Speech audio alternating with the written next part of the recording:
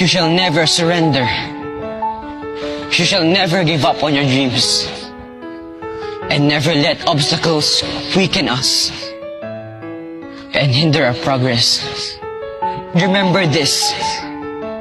People may talk behind us. People may not believe in us.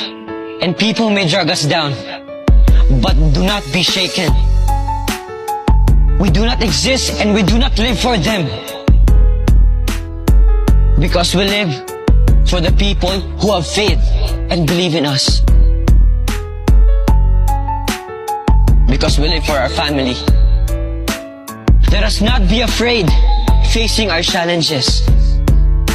Let us pursue our dreams. Mapapagod, pero hindi po susuko. Masusugatan, pero hindi aayaw.